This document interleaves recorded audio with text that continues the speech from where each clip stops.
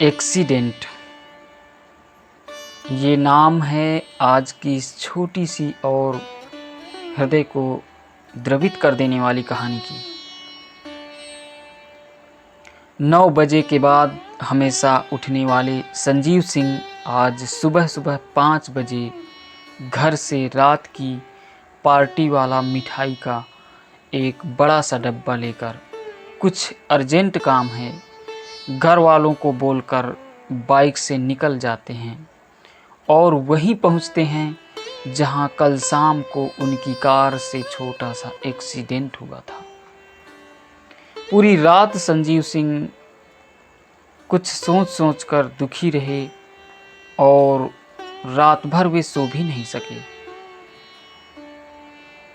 बार बार उस गरीब आदमी का सड़क पर बैठकर रोता चेहरा उनकी आंखों के सामने घूम रहा था। कल उनके बेटे का बर्थडे था और घर पर ही लगभग 100 लोगों के साथ पार्टी थी,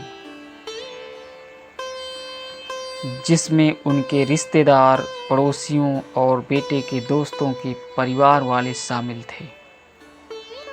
अपने ऑफिस में संजीव सिंह ने सोचा था कि 3 बजे तक ऑफिस के काम खत्म कर निकल जाऊंगा ताकि बीवी की डांट और इकलौते बेटे की शिकायत न सुननी पड़े।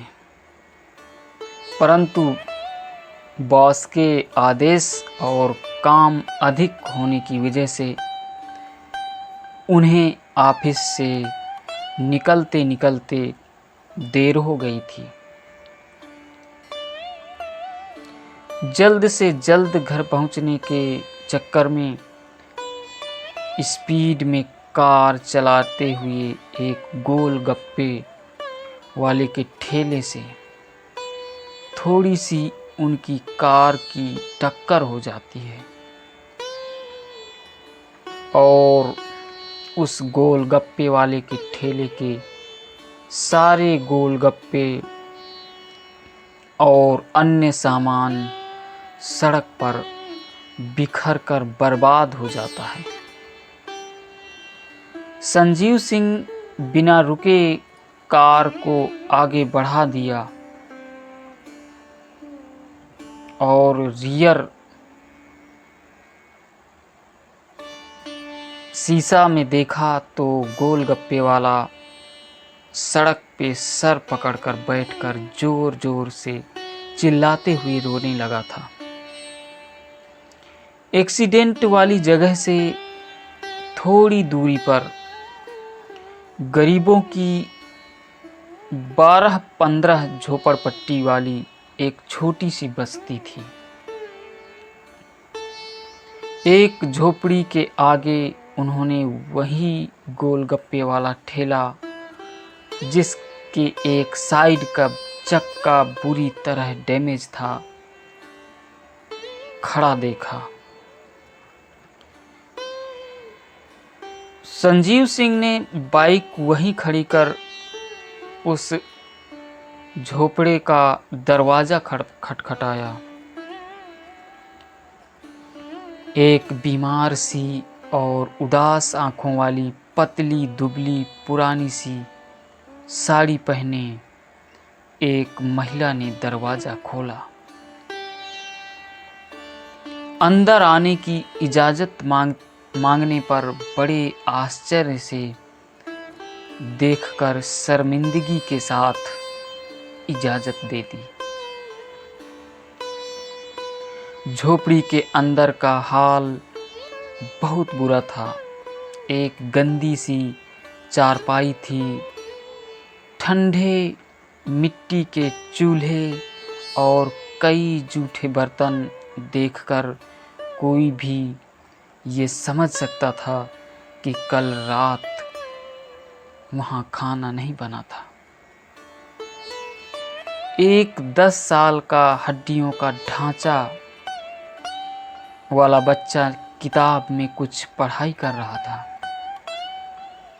वहीं बगल में गोलगप्पे वाला जमीन पर ही बैठा था।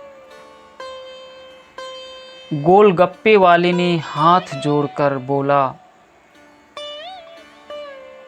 बोलिए साहब, हमसे कौनो गलती हुई का? संजीव सिंह उसका हाथ अपने हाथों में लेकर बोले, गलती तो मुझसे हुई थी। कल आपके सारे गोलगप्पे मेरे कारण ही बर्बाद हुए हैं, मुझे माफ़ कर दीजिए। तभी वहाँ खड़ी गोलगप्पे वाली की पत्नी बोली, एक सप्ताह से बीमार पड़े थे रामू के बाबूजी, कल बहुत दिन बाद दुकान लगाए थे। अब तो हम लोगों के पास इतने पैसे भी नहीं हैं कि ठेले का चक्का बदलवा सकें और फिर से गोलगप्पे की दुकान लगा सकें। कल सवेरे 2000 रुपया ब्याज पर लेके फिर दुकान खोलनी है। किस्मत बहुत खराब है। संजीव सिंह ने 5000 रुपये देते हुए कहा, यही मेरा प्रायश्चित है, आप स्वीकार कीजिए। और फिर बेटे के जन्मदिन वाली मिठाई का पैकेट उस छोटे बच्चे की तरफ बढ़ाया, पर बच्चे की आंखों में लालच होते हुए भी शर्मिंदगी से स्वीकृति के लिए माई बाबूजी की तरफ देखा। स्वीकृति मिलते ही पैकेट खोलकर खुश होकर मिठाई खाने लगा और वहाँ खड़े सभी के चेहरे पर मुस्कुराहट तैर गई। अब संजीव सिंह को लग रहा था कि उनके दिल से कोई बोझ उतर गया है। मित्रों, अगर आपसे किसी गरीब का नुकसान हो जाए तो उसकी मदद जरूर करें।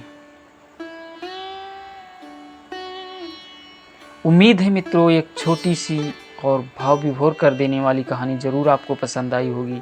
यदि पसंद आई हो तो एक लाइक कर दें, चैनल को सब्सक्राइब ज़रूर कर दें और अपने विचार हमें कमेंट बॉक्स में ज़रूर